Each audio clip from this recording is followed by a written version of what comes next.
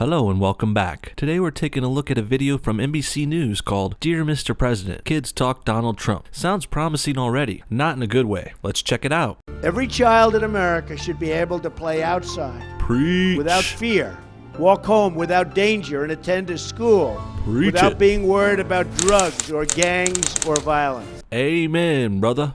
Dear Mr. President. Dear Mr. President. Dear Mr. President. Why do the Democrats always want to get kids involved? They don't know anything about politics or Trump or the fucking government, and this is a failing strategy. Hillary Clinton used kids in her campaign attack ads, and she lost. Anti-Trumpers used children in their post-election protests, and that made them look like idiots. And now we've got NBC using this failed tactic to what I can only presume is try and spread some sort of left-wing anti-Trump message. Let's see how this goes for them this time. One more thing I should note before we even get to the kids. 90% of their thoughts on politics are going to come from their parents. Sure, there's an occasional smart kid here or there who has strong opinions, but most children won't come into their own thinking until they're in high school or even college. So with that said, let's correct this video's premise a little bit. This isn't just kids talking to Trump, it's parents talking to Trump through their kids, or NBC uses children to try and emotionally manipulate viewers. One of those two. I'm excited for a political outsider that can solve the disconnect between the American citizens and the legislators in Washington. Okay, surprisingly, the first kid makes a lot of sense. He can't put his tie on straight, but he makes a good point about Washington needing more compromise. Well done. When you speak on things that make me feel uncomfortable or I disagree with, you make me feel small. Because I know I can't change it. Well, for the record, you are small and you can't really change anything, so your feelings are actually pretty accurate. And that's not bad. That's a good thing. With such strong self-awareness so young, I'm surprised this girl agreed to be part of such a manipulative propaganda piece. Well, we can't really blame her for not knowing any better. I'm gonna try and not be too hard on the kids here because it's really their parents at NBC who is to blame for this garbage video. And as for this girl hearing Trump say uncomfortable things, when you speak on things that make me feel uncomfortable or I disagree with. Well, unfortunately, facing hard truths and dealing with them is part of being president. And what is making this girl uncomfortable anyway? At her age, it could be anything. Boys, a scary movie, cooties. A schoolgirl's level of comfortability is very low and it should not be used to rate the appropriateness of something as messy and controversial as government policy. The last part of her bit is noteworthy too. Or I disagree with, you make me feel small. Because I know I can't change it. She knows she can't change things she's uncomfortable with in our government. And like I said before, knowing this is a good thing. She's self-aware and can now find out what it takes to change things in politics in the future, one day. I want you to know that I don't like your definition of American because I don't seem to fit within it. I'm not sure what you mean here, guy. I've never heard Trump give a definition of American at all. I tried Googling it, but I came up blank. And let's be honest here, we know Trump never gave a strict definition of American that would exclude this kid. Despite the media labeling his supporters as racist, white supremacist homophobes, Trump supporters are actually very diverse and very accepting of all walks of life. They include more blacks, Hispanics, gays, and other minorities than the Republicans have ever had before. Malik Obama, Milo Yiannopoulos, Diamond and Silk. So when this kid says he doesn't agree with Trump's definition of American, that I don't like your definition of American, he really means he doesn't agree with what the media or his parents told him Trump's definition of American was. And in this age of fake news and starkly polarized politics, that makes a big difference. Most of my family is black.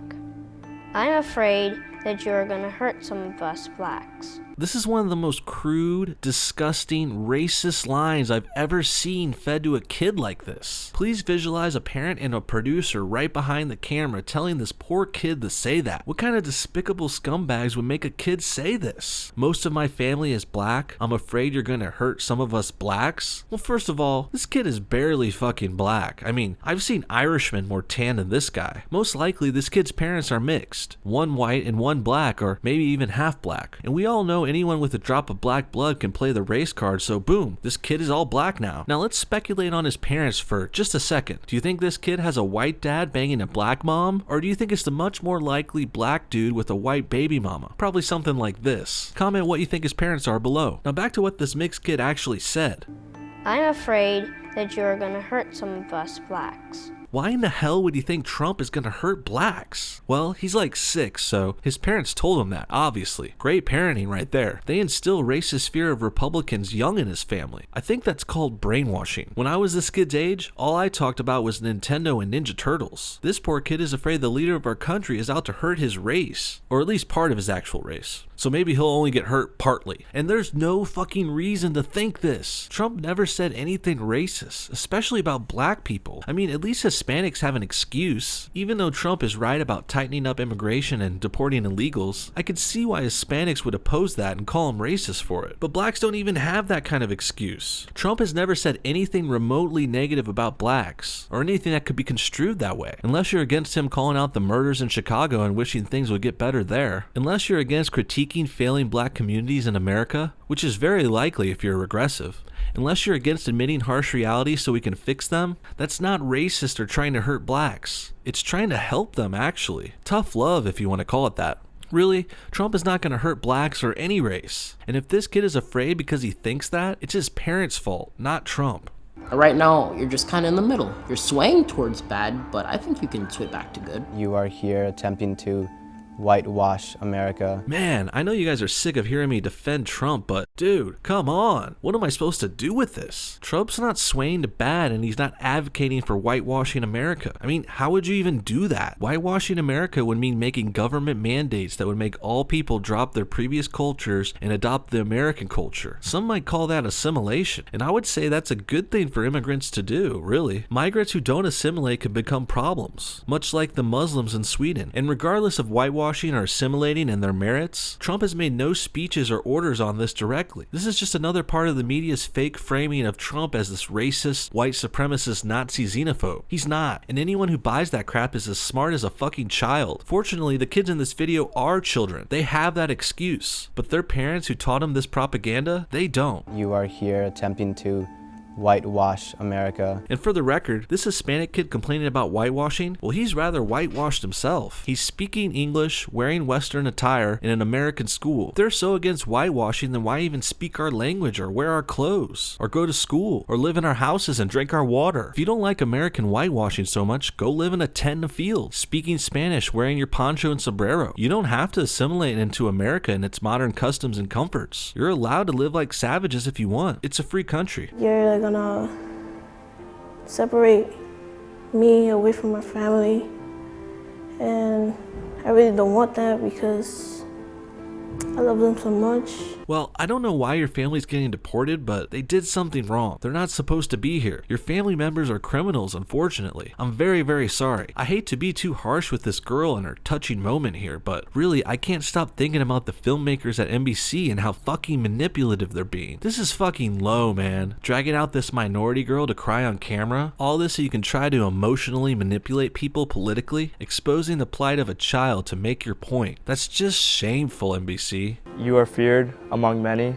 However, you have time to build upon that. Some of my friends are really scared about you building a wall and the travel ban because a lot of their families live in different places. Again, kids should not be afraid of things like the border wall or the travel ban. These kids should be worried about school, friends, sports, television, not politics. If these kids are truly scared, it's their parents' fear-mongering that's to blame. Stop spreading your emotional bullshit to your children, people. That's the solution to this problem. Well, maybe next time, just sit down in a quiet room and fully think about what you're gonna do before you do it.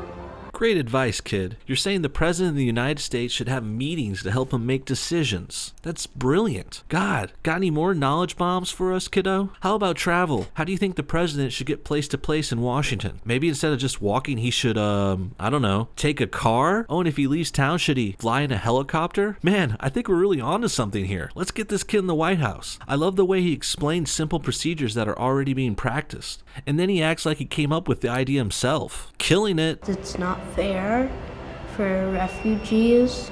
There is no need to garner so much hate for countries based on the actions of a single group or organization.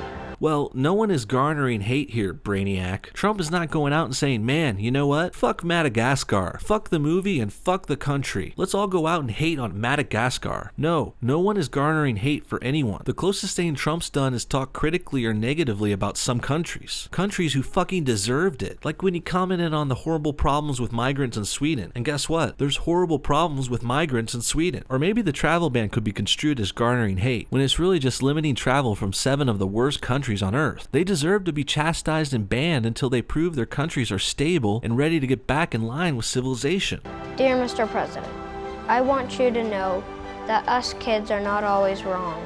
You're just usually wrong. I suppose even a broke clock is right twice a day, but that doesn't make it smart, accurate, or commendable. The clock is still broke. It's just right twice a day by chance. And so, these kids are not always wrong. They are right once in a while by chance. But that really doesn't mean much. Basically, it's like saying kids aren't always wrong. They usually are, but not always. So we should start listening to kids because they are right by chance sometimes. Give me a break. If we're gonna go by chance, we'd have just as much luck listening to a coin flip or a magic 8-ball. This point that kids aren't always wrong, this point is moot. You may be the most powerful man in the country, but you are still the servant to every single one of us. Servant? I don't know if I put it that way. Trump is our elected executive in chief, but yes, he does serve the country. And one of the hardest parts about serving as a president is doing things that are in the country's best interest despite wild opposition. Trump is trying to do what's best for everyone, including these kids and their libtarded parents. Trump is helping them despite them vehemently attacking him while he does it. It's like trying to cure alcoholics who are still in denial. 90% of the time it won't work. The addict, liberal or alcoholic, resists despite needing the help. Only a few of the patients will be cured and thankful for the help. Most never make it, or they relapse and stay in denial until they die. That's right. I said it. Curing a liberal mind in denial is as hard as curing an alcoholic mind in denial. Beware trying to do this yourself. You may need professional help. What do you guys think? Is manipulating people with children still a good tactic? Is Trump going to hurt the blacks? Will the liberals ever take the red pill? Comment below, and thanks for watching No Bullshit. See y'all next time.